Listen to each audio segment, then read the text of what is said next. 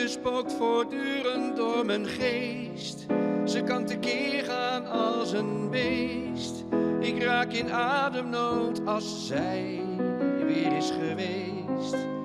Zij, als ze me grijpt en knijpt en kneedt, dan raakt mijn hele rug bezweet. Is ze veeleisend, nou wat heet, ze schroeit de haren van mijn reet. Ze vreet me leeg, ze woont me uit. De gaten vallen in mijn huid. En zij verschiet genadeloos mijn laatste kruid. Ze bijt tot vlijtig aan mijn zerk. Want ze heeft scheid aan paal en perk. Door haar kom ik te laat op mijn werk. Door haar ga ik weer naar de kerk.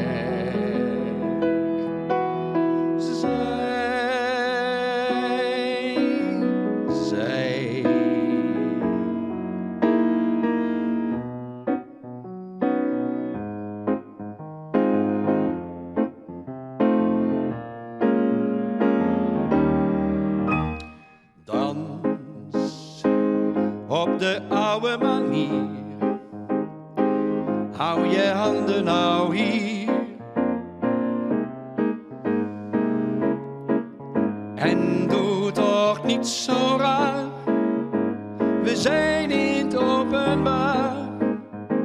Dit is niet meer gezond, nee, blijf nou van me kont.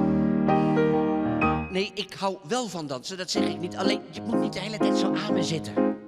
Omdat de mensen dan zo gek naar ons kijken. Jawel, dat doen ze wel, dat zie ik toch. Ik ben toch niet blind? Nee, daar heb ik geen scheid aan, nee. Omdat ik me doodgeneer als iedereen de hele tijd zo naar ons kijkt, ja?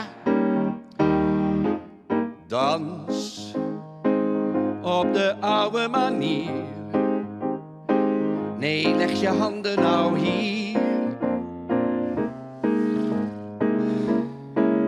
En doe toch eens normaal. We staan compleet voor paal. En hou me niet zo strak. Blijf af, dat is mijn zak. Gewoon.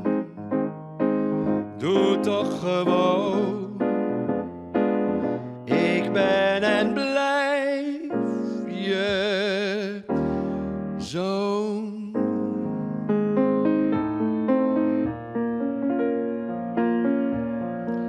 Ze draagt een veel te korte rok.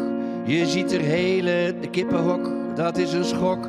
Oh, mijn moeder. Met van die vlechtjes in haar haar.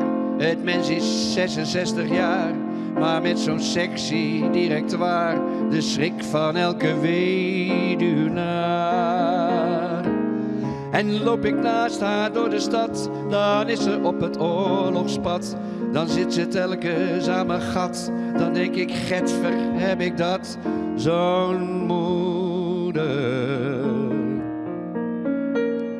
Mijn vader is verongelukt. Ze heeft hem domweg suf gerukt. Mijn moeder.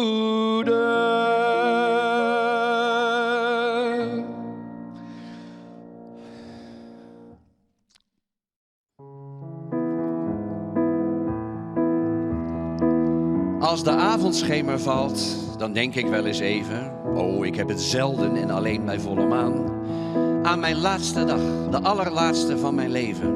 En ik vraag me af hoe ik me er doorheen zou slaan. We leven allemaal in zekere zin op een vulkaan. Niemand is het ooit gelukt de veerman om te praten. En schrik nou niet meteen, ik ben nog goed van hart en vaten. Ik word fluitend 90 als ik me niet vergis, maar zou het vredig gaan? Of ben ik dan in alle staten, als mijn tijd gekomen is? Zou ik in mijn stervensuur mezelf kunnen vergeven? Mijn eeuwig onterecht gelijk, mijn trots, mijn eigenwaan? Of wordt dat op het eind mij nog eens lekker ingewreven? Zouden al mijn zonden in graniet gebeiteld staan? En hoe kijk ik dan tegen alles wat ik nu doe aan? Heb ik bij mijn leven wel voldoende in de gaten waar het echt om draait en wat ik net zo goed kon laten? Ben ik er wel zeker van dat ik de clue niet mis?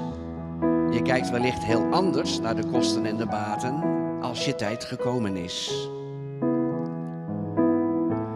Als er zijnertijd dit filiaal wordt opgeheven, weet ik wel hoe ik het liefste dood zou willen gaan. Onbevreesd voor wat er komt, want staat er niet geschreven, het leven is het land, de dood is als de oceaan. Die wil ik oversteken met de gratie van de zwaan. Mijn kennis van de overkant bevat wel wat hiaten, dus geef mij als het leven wegvloeit uit mijn ledematen.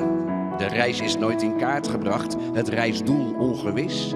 De kracht van kleine kinderen, de moed van frontsoldaten. Als mijn tijd gekomen is. God, help me dan een beetje alle dingen los te laten. Het maakt dan niet meer uit of ze me mee of tegen zaten. Want wat ik denk te zijn, is dan voorgoed geschiedenis. En wat ik werkelijk ben, verwondert zich dan bovenmate. Als mijn tijd gekomen is.